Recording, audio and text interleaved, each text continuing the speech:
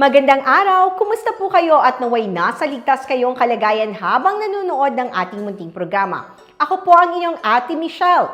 Last week, makulay ang ating naging talakayan kasama ang Executive Director ng National Commission for Culture and the Arts tungkol sa mga programa ng NCCA para sa mga bata, lalo na ngayong Literature Month. Ngayong araw, makakasama natin ang Department of Social Welfare and Development Region 10 upang pag-usapan ang mga programa ng ahensya against child labor. Kaya naman simulan na natin ang ating munting programa kung saan Bata ang Bida.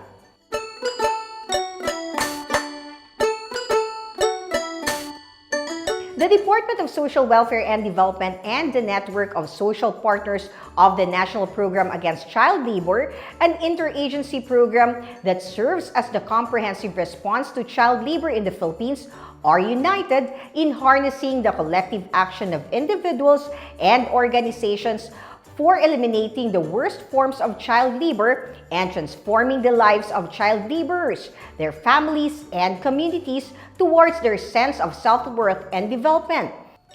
And to tell us more about the programs and services that have been and are continuously provided to the child laborers, their families, and communities, makakasama po natin si Ms. Mariflor Dulyaga Libang, ang Regional Director ng DSWD 10.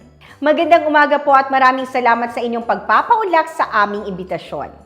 Magandang umaga po sa lahat na napapaloob ng ChildFund Philippines at kasama natin ngayon sa online. Again, maayong buntag, magandang umaga, good morning to everyone.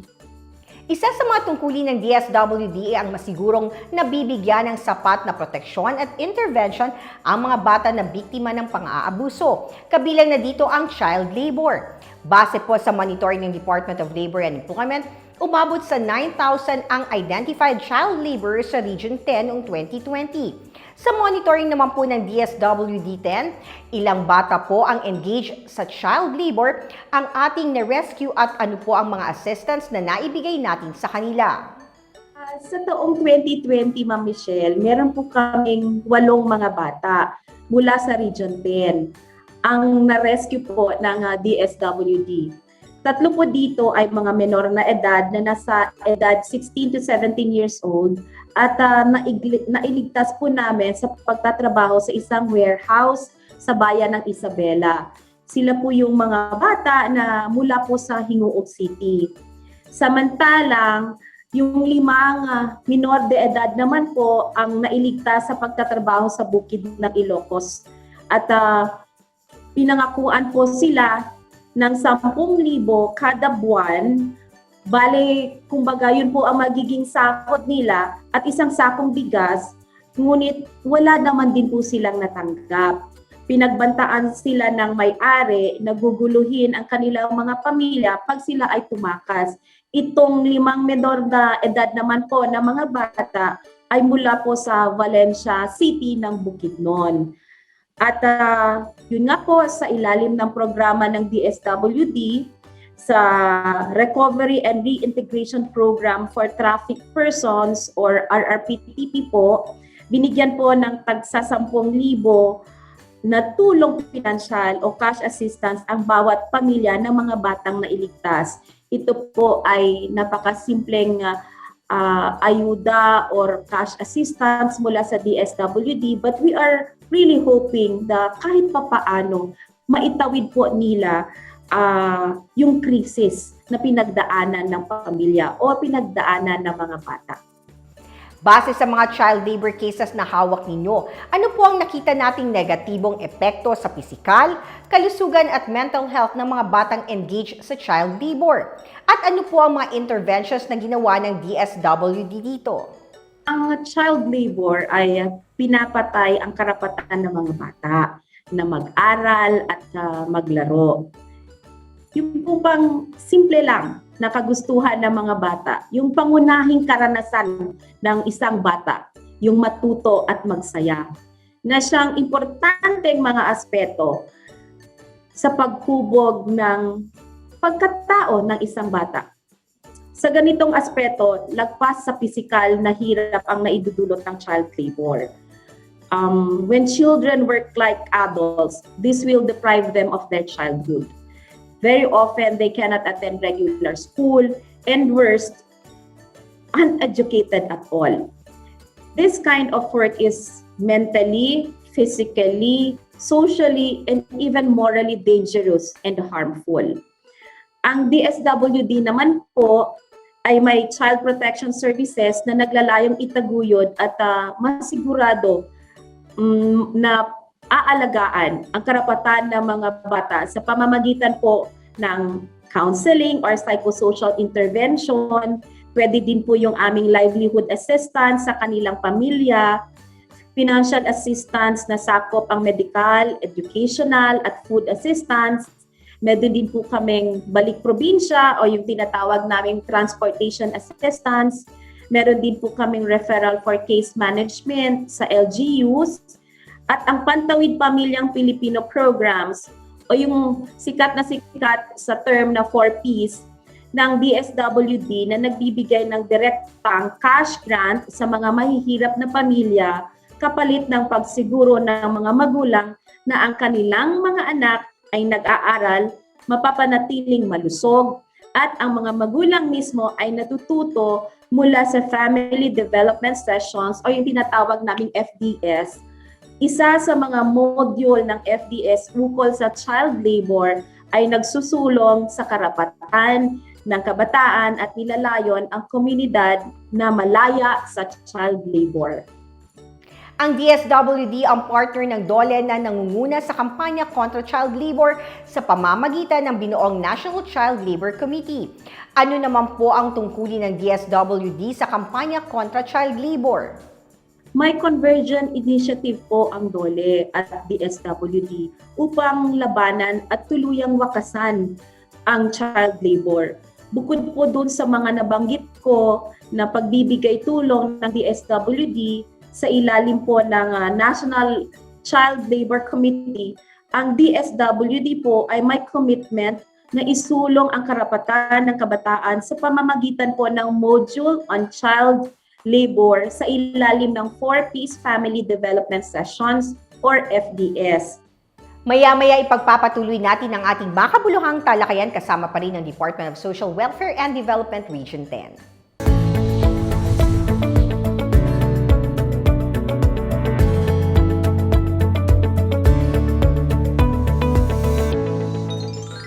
Good morning mga bata at mga mami. Ngayon ay summer na. Gumawa tayo ng ice candy, choco ice candy na pwede rin nating gawing negosyo para sa ngayong summer. At ito ang mga ingredients. Chocolate powder. Alam niyo na mga mami kung ano ito. Favorite ng mga bata. At ang ating sugar. Last but not the least is evaporated milk. Pwede din ang mga bata ang mag-mix nito. Pero dapat mga nanay andyan kayo sa tabi para mag-alalay din sa kanila. At eto na.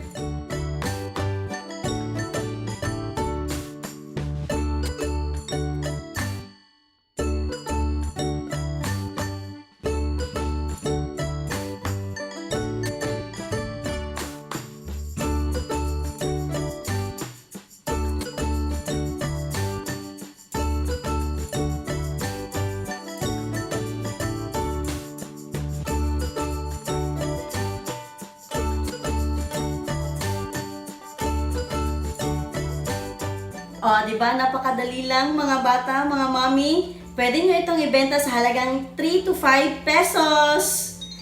Gawa na rin kayo. Happy summer!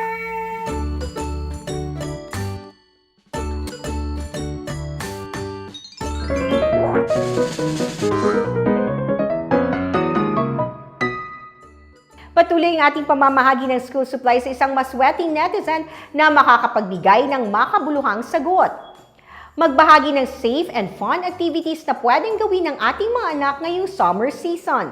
I-comment ninyo ang inyong mga sagot. Don't forget syempre to like our page at i-like and share ang videong ito. Kaya naman, comment na! Nagpapatuloy ang ating makabuluhang talakayan tungkol sa mga programa ng DSWD kontra child labor.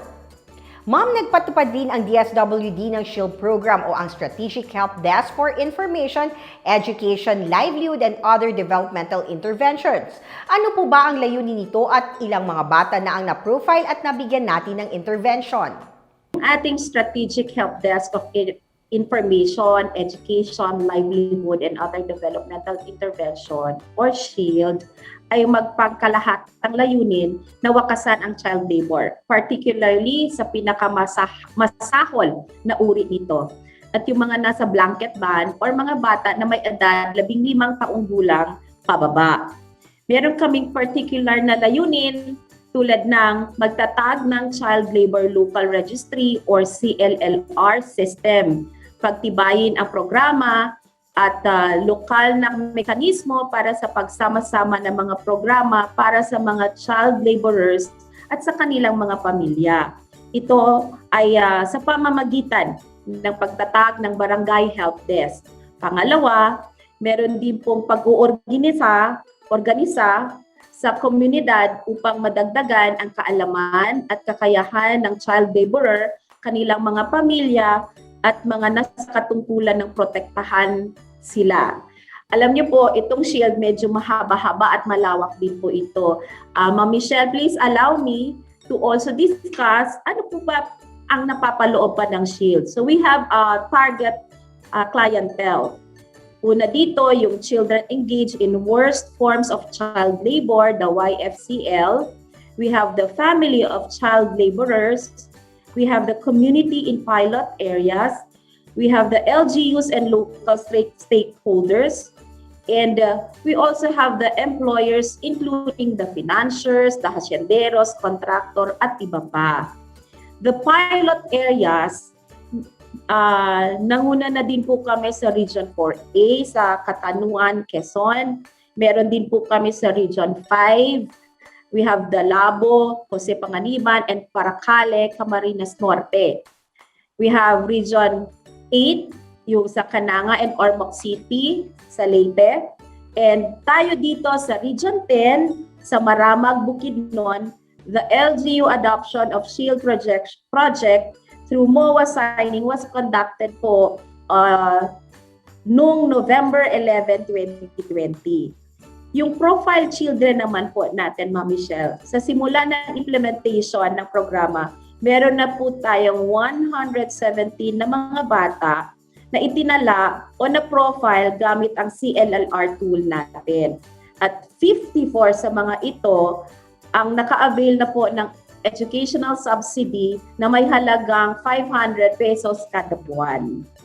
Ano naman po ang mga programa ng DSWD para sa mga magulang ng mga batang engaged sa child labor?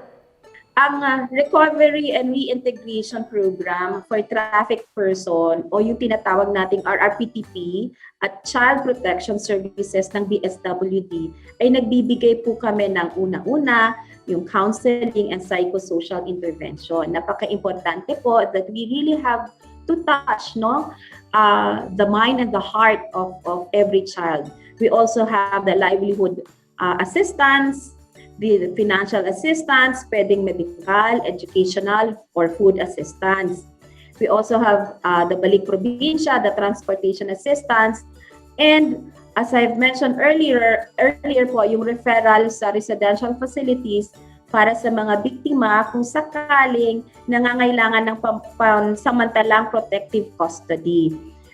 Ang mga magulang po ng mga batang biktima ng child labor ay dumadaan sa interview upang magkaroon ng assessment ang ating mga social workers kung alin sa mga interventions ang pwedeng ibigay ng DSWD na naaayon po sa kanila na dapat sa kahulihan ay mapabuti ang kanilang kalagayan. Kung may mga impormasyon o gustong isumbong na mga kaso ng child labor o anumang pang-aabuso laban sa mga bata, sa anong paraan po pwedeng maidulog ito sa DSWD? Talaga ng helplines na pwede nilang matawagan sa anumang oras. This is 24/7. Kung mamarapati ninyo, please allow me to share sa nakikinig or kasama natin ngayon kung ano itong mga helplines or mga cell numbers na pwede nilang matawagan. We have the gender-based violence, the GBV helplines. It's 096-381-62808. Pwede din yung 0953-2660-224. Meron din po kaming RRPTP helplines. We have 0928-386-5232 and 0927-837-7481. Ma'am, ang inyo pong mensahe para sa mga bata at magulang. Kami po sa DSWD, we are mandated by the President, directed by our Secretary, to execute the provisions of law. As the virus of this pandemic continues to spread across the world, we are facing multiple challenges. Through all of that, children are particularly vulnerable. As we continue to navigate this rapidly evolving situation, kami po sa DSWD, kami po sa Field Office 10 ng DSWD ay inatasan na patuloy gampanan ang pagbibigay proteksyon sa mga bata sa ngalan ng aming programa at serbisyo. Please allow me to say my thank you, Ma'am Michelle, sa inyo at sa inyong ahensya. Salamat po at binigyan niyo po kami ng pagkakataon na makabigay ng impormasyon at patuloy po namin bigyan ng halaga ang bawat bata. Not because this is mandated by law, we are directed by our officers, our president, but this is also part of our moral obligation. Again, thank you for helping us, trying to implement diligently and with integrity our programs and services. Salamat po ulit. Maraming salamat po sa oras na inyong ilaan sa ating munting programa, Ms. Marie Flor Dulyaga Libang, ang Regional Director ng DSWD Region 10. Mga bata, mahilig ka bang kumanta, sumayaw o gumuhit? I-post na ang inyong pictures o video showcasing your talents. Bukod sa pagbabahagi ng inyong mga talento, may chance ka pang manalo ng mga school at art materials at mag-feature sa Bata ang Bida.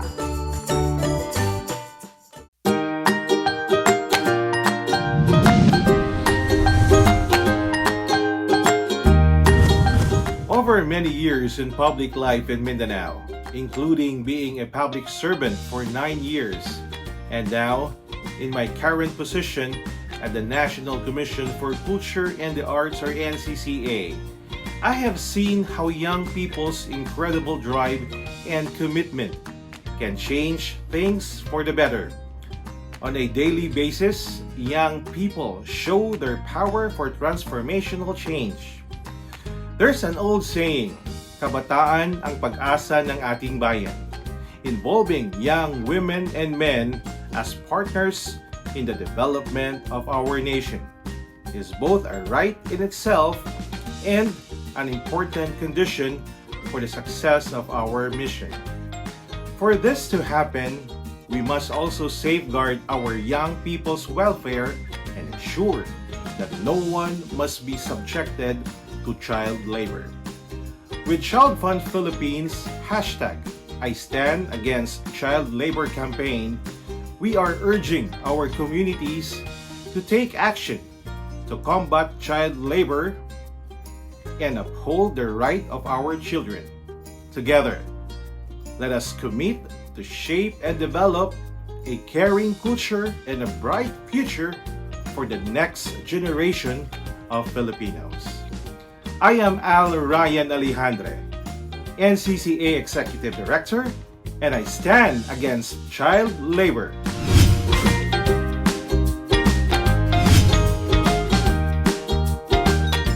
Maraming salamat sa lahat ng mga nagbahagi ng inyong mga sagot. Isang lucky netizen ang aming napusuan. Hintayin lamang ang mensahe mula sa aming team kung paano makukuha ang inyong regalo. Mga bata at magulang, naway marami kayong natutunan sa ating talakayan ngayong araw. Don't forget to like and follow our Facebook page at BuildCA2P. Maaari rin pong i-share ang mga unique talents ng inyong mga anak gaya ng pagkanta at pag-drawing sa ating Facebook page. Mag-subscribe din po kayo sa ating YouTube channel, BuildCA2P ChildFund. Isang buong season na naman po ang ating pinagsamahan dito sa Bata ang Bida. Lubos po kaming nagpapasalamat sa ating mga partner agencies sa pagbabahagi ng kanilang mga programa para sa pag-abot ng ating layunin na 1 milyong batang malaya. Nagpapasalamat din po kami sa lahat ng mga bata at magulang na nagbahagi ng kanilang mga inspiring stories at syempre mga talento sa pagkanta, pagsayaw, pag-drawing at iba pa. Naway palaging maging bukas ang ating puso at isipan sa pagsisigurong natutupad at nararanasan ng mga bata ang kanilang karapatan saan man at sa anumang panahon. Magkita-kita muli tayo sa panibagong season ng ating munting programa kung saan Bata ang Bida. Stay safe everyone!